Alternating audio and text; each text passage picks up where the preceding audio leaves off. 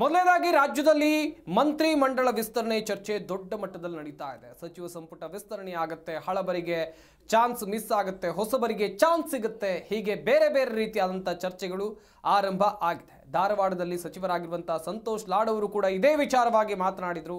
High command ಹೇಳಿದ್ರೆ ವಿಸ್ತರಣೆ ಮಾಡ್ತಾರೆ, ಹೊಸಬರಿಗೆ ಸಚಿವ ಸ್ಥಾನ ನೀಡೋದು ಸಿಎಂಗೆ ಬಿಟ್ಟಂತ ವಿಚಾರ, ಸಿಎಂ ಬದಲಾವಣೆ ವಿಚಾರ ನನಗಂತೂ ಗೊತ್ತಿಲ್ಲ, ಈ ಬಗ್ಗೆ ನಾನು ಭವಿಷ್ಯ ನುಡಿಯೋಕೆ ಆಗೋದಿಲ್ಲ ಎನ್ನುವುದಾಗಿ ಸಚಿವರಾಗಿರುವಂತಹ ಸಂತೋಷ್ ಲಾಡ್ ಧಾರವಾಡದಲ್ಲಿ ಹೇಳಿಕೆಯನ್ನು ಕೊಟ್ಟಿದ್ದಾರೆ.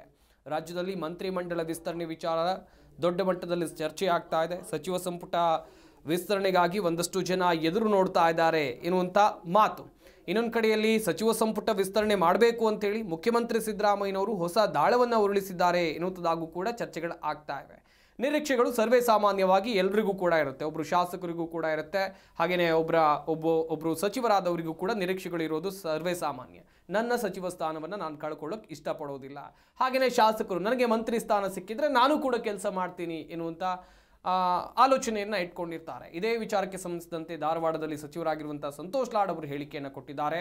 ಹೈಕಮಾಂಡ್ ಹೇಳಿದ್ರೆ ಮಾತ್ರ ವಿಸ್ತರಣೆ ಮಾಡ್ತಾರೆ, ಹೊಸಬರಿಗೆ ಸಚಿವ ಸ್ಥಾನ ನೀಡೋದು ಸಿಎಂಗೆ ಬಿಟ್ಟಂತ ವಿಚಾರ, ಸಿಎಂ ಬದಲಾವಣೆ ವಿಚಾರ ನನಗಂತೂ ಗೊತ್ತಿಲ್ಲ, ಈ ಬಗ್ಗೆ ನಾನು ಭವಿಷ್ಯ ನೀಡೋಕೆ ಆಗೋದಿಲ್ಲ ಅಂತ ಹೇಳಿದ್ದಾರೆ. ಮಾಡ್ತೀನಿ ಅಂತ ಹೇಳಿದ್ದಾರೆ. ಅದೇ ಮತ್ತೆ ಈಗ ಹೈಕಮಾಂಡ್ ಹೇಳಿದ್ಮೇಲೆ ನಾವು ಮಾಡಲೇಬೇಕಾಗತ್ತೆ, ಮಾಡ್ತಾರೆ. ಅಲ್ಲ ಅದು ಅವರಿಗೆ ಬಿಟ್ಟಿರೋದು, ಹೈಕಮಾಂಡಿಗೆ, ಮುಖ್ಯಮಂತ್ರಿಗಳಿಗೆ, DCMಗಳಿಗೆ ಬಿಟ್ಟಿರ್ತಕ್ಕಂಥದ್ದು. ಅವನು ಯಾವಾಗಲೂ ರೇಸ್ ಒಳಗಿದ್ದಾನೆ. ಕೋನ್ ರೆಡ್ಡಿ ಅಲ್ಲ, ಎಲ್ಲರೂ ರೇಸಲ್ಲಿದ್ದಾರೆ. ಕೋನ್ ರೆಡ್ಡಿ ಅಣ್ಣನೂ ರೇಸಲ್ಲಿದ್ದಾನೆ. ಪ್ರಶ್ನೆ ಬಂದಿರೋದು ಸಚಿವ ಸಂಪುಟ ವಿಸ್ತರಣೆ ವೇಳೆ ಸಚಿವ ರಸ್ತೆ ಬದಲಾವಣೆ ಆಗ್ತಾರೋ ಸಿಎಂ ಬದಲಾವಣೆ ಆಗ್ತಾರೋ ಅದೆಲ್ಲ ಅದ್ರ ಬಗ್ಗೆ ನಾವು ಭವಿಷ್ಯ ಅಂತೂ ನೋಡೋಕ್ಕಾಗೋದಿಲ್ಲ. ಭವಿಷ್ಯ ಹೆಂಗೆ ನೋಡೋಕ್ಕಾಗತ್ತೆ ಅದ್ರ ಬಗ್ಗೆ ಎಲ್ಲ. ನಮಗೆ ಕೇಂದ್ರದಲ್ಲಿ ಪ್ರಧಾನಮಂತ್ರಿ ನಿತಿನ್ ಗಡ್ಕರಿ ಆದ್ರೆ ಅನುಕೂಲ. ನಮಗೆ ರಾಜ್ಯದಲ್ಲಿ ಯಥಾಸ್ಥಿತಿ ಅಥವಾ ಅದು ಹೈಕಮಾಂಡ್ ಏನು ತೀರ್ಮಾನ ಮಾಡುತ್ತೆ ಅದಕ್ಕೆ ನಾವು ಬದ್ಧ. ಅವೆಲ್ಲ ಇದಕ್ಕೆಲ್ಲ ಮಾತಾಡೋಕೆ ಹೋಗಿದೆ. ಯಾಕಂದ್ರೆ ನಾವು ಭಾಳಷ್ಟು ಸಲ ಬಹಿರಂಗವಾಗಿ ಇದ್ರ ಬಗ್ಗೆ ಚರ್ಚೆ ಮಾಡಬಾರ್ದಂತ ನಮ್ಮ ಹೈಕಮಾಂಡ್ಗಳು ಇರೋದ್ರಿಂದ ಎಲ್ಲ ಮಾಡ್ಬೋದು.